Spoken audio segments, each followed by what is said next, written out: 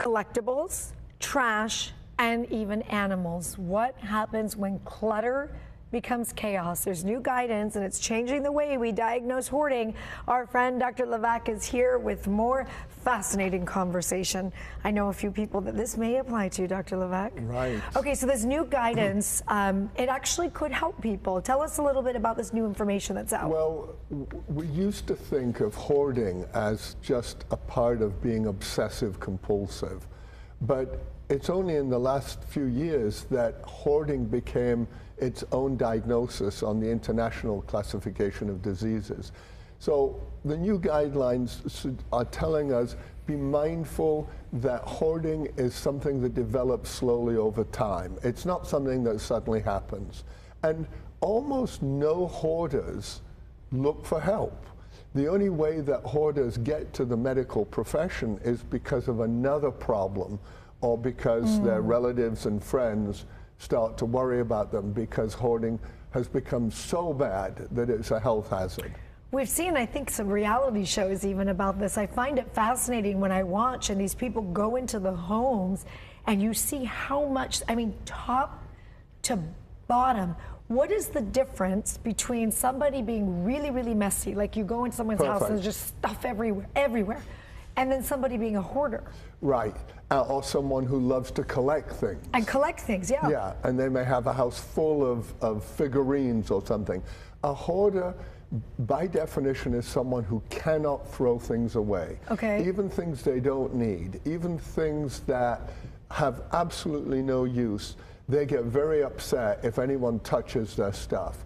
And hoarders have great difficulty making decisions. They have some personality features.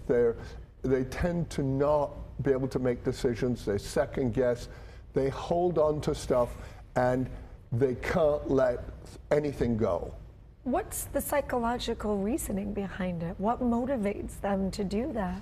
You know, it's an interesting thing. It may be some kind of brain issue.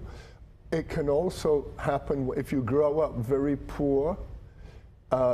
Or if there's been a trauma like a fire or something and you've lost everything, wow. You respond by not wanting to get rid of anything. Often, though, it's a particular disorder that starts early, in the late teens, early adulthood, and it's progressive. It develops slowly. You have one room that's full of junk, and you can't go in that room because mom's got it full of her stuff. And then slowly it develops, and the hoarder withdraws from people. They don't have people come over. They're embarrassed. But they still believe their stuff is valuable. And do not touch my stuff. That includes trash. That includes trash. Well, I may have thrown something away in that trash that's important. Let me not throw everything away because there's something in there that I shouldn't have thrown away. I'll throw away the trash later. Now, if you get depressed, you may not be a hoarder, but you don't have the energy to clean up. Yes. You let things pile up. Would that be messy then? And that's someone who's messy or someone who's depressed. But if family or friends come over and say, Mom, we're going to help you, or Dad, we're going to help you, and they don't get upset because that's my stuff that I need. There's something, some paper in there that I might need, and I can't find it. So that's the difference between depression, messiness, and hoarding. Okay, so let's say you know somebody you love, a friend, that may fit into what you're just saying, that there could be a hoarder. Yeah. What can you do? Like, when do you know it's a problem, and how do you help in a situation like that? You know, we found it so difficult. I've had a situation where a spouse has moved out because they couldn't live with the hoarder. So it's very difficult, but the treatment we used to think antidepressants worked, but new treatment suggests that group therapy, where you're with other people who are hoarders, can help, where you can see that maybe you have a problem, because hoarders don't think they have a problem. Yeah, they don't. They don't see it. Other people see it. They don't see it. They don't see it. So it's difficult, but if you start to see it happening, sit down with the family and see if you can do an intervention that's loving. Don't call their stuff junk. Mom, it's just junk. What are you doing? It's not junk, you don't get it. Start small. Mom, let's just get your living room cleaned up. You can keep everything else. Let's go slowly. It's difficult.